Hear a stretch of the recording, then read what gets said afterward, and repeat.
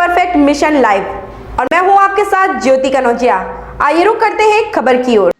द्वापर युग में भीष्म पितामह के बाणों से निर्मित अति प्राचीन गुफा, जिसके दर्शन के बिना काशी दर्शन रह जाता है अधूरा।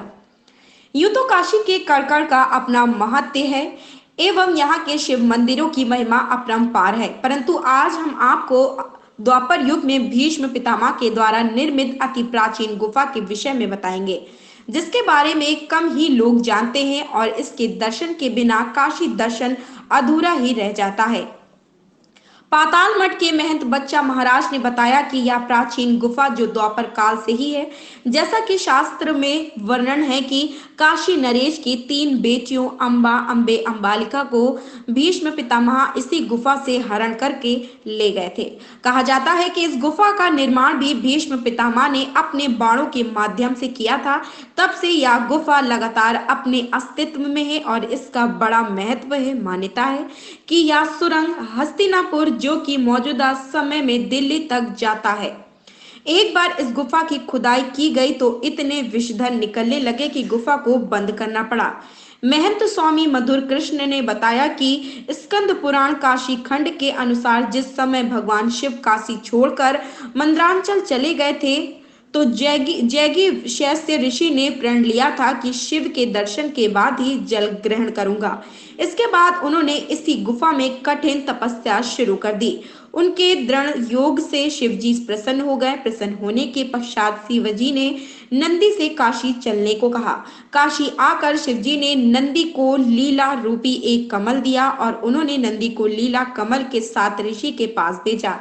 नंदी ने गुफा में जाकर तप रियास ऋषि को कमल का स्पर्श कराया। कमल का स्पर्श करते ही मुनि का छीड़ शरीर फिर से स्वस्थ हो गया। जैगी शव्य ऋषि ने कहा कि भगवान शिव से यह वरदान मांगा कि आप यहाँ के शिवलिंग में हमेशा उपस्थित रहें। इसके बाद भगवान शिव ने उनको यह वरदान दिया कि यह शिवलिंग दुर्लभ होगा और इसके दर्शन पूजन से मनुष्य की हर मनोकामना पूरी होगी।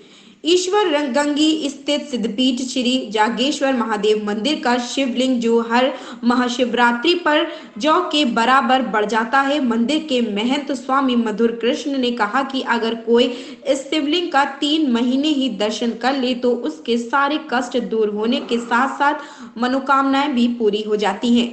इस गुफा को मुगल काल और ब्रिटिश काल में भी खोदने और तोड़ने का दुस्साहस किया गया था, लेकिन वह टूटी नहीं और बहुत नीचे तक लोग खुदाई किए, मगर इसका कोई अता पता नहीं चल पाया।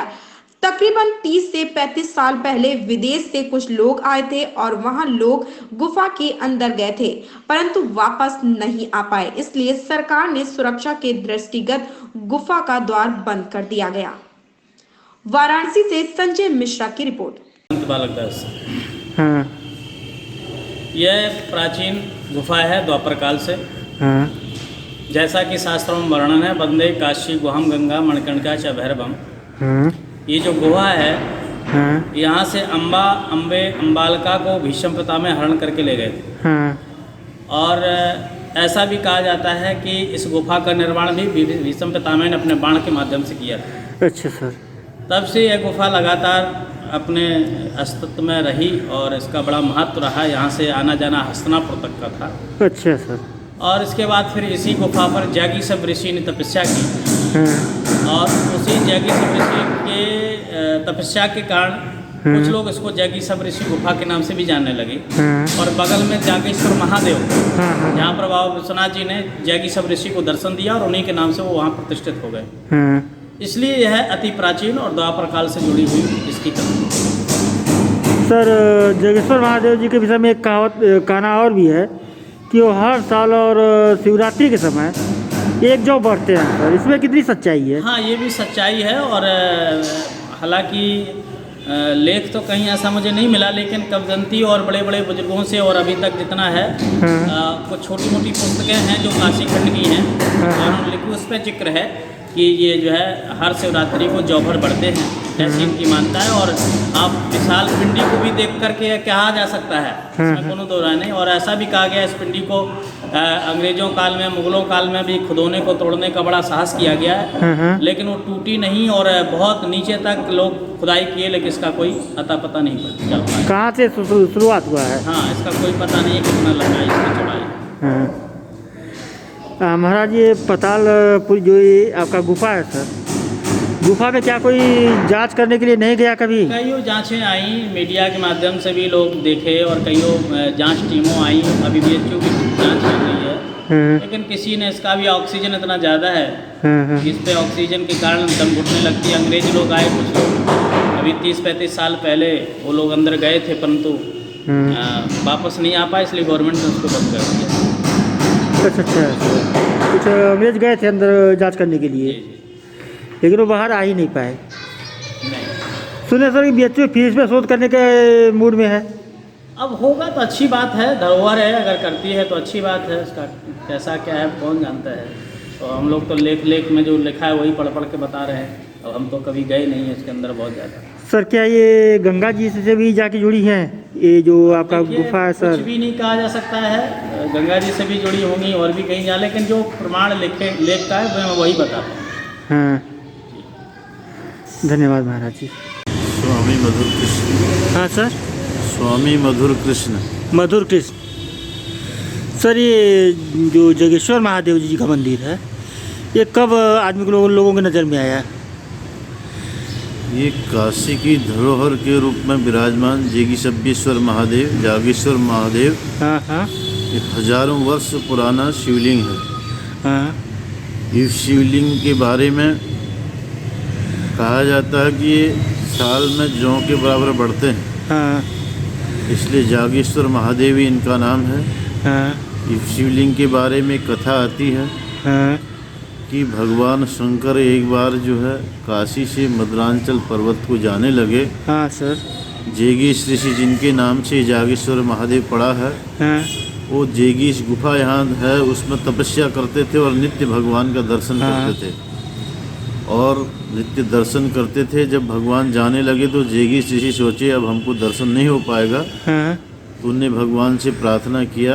हाँ, तो भगवान माने ही नहीं, सपरिवार जब मद्रांचल पर्वत को चले गए, हाँ, जेगीश ऋषि ने उसी दिन से अन्न जल सब त्याग दिया हाँ, और साधना में लीन हो गए। साधना करते करते उनका जब शरीर जीर्ण शीर्ण हो गया, हाँ, शरीर का कुछ भान नहीं रहा, तो भगवान को ध्यान आया कि मद्रांचल पर्वत में मेरा भक्त तपस्या में लीन है।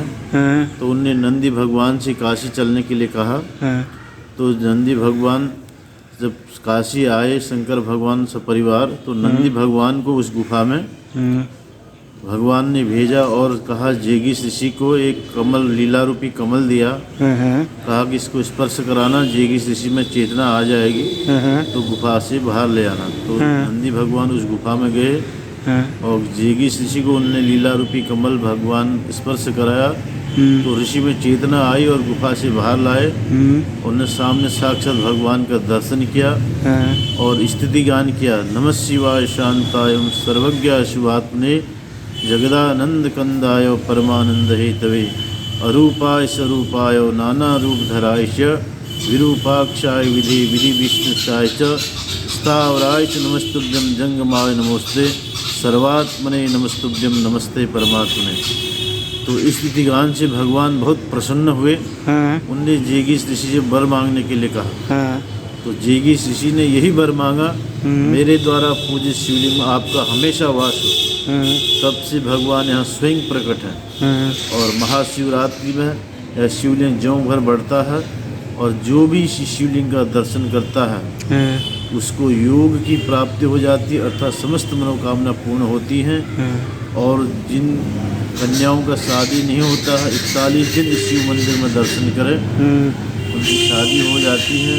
इस शिवलिंग के बारे में कहा जाता है एक बार औरंगजेब ने भी आक्रमण किया था तो वो डर के भारे स्वयं भाग गया था। औरंगजेब? हाँ, तो निशान है। निशान है सर? हाँ सर, वो देख सकते हैं सर? अभी तो बंद हो गया 3 बजे सर। तो किसी बेस से रिकॉर्डिंग नहीं हो सकता हमारा? बंद हो गया सर, बाहर से अगर रिकॉर्डिंग करें और जो है इसलिए जागृत शिवलिंग है, जो भी यहाँ मनोकामना करता है अवश्य पूरा होता है। भगवान जेगीश ऋषि साक्षात भक्त कल्याण के लिए इस शिवलिंग में विराजमान रहते हैं। ये साक्षात काशी की धूर्ण रूप में महादेव यहाँ पर विराजमान हैं। इसलिए उनके दर्शन करने से समस्त मनोकामनाएं पूर्ण होती हैं और समस्त पाप कट जाते हैं। अच्छा से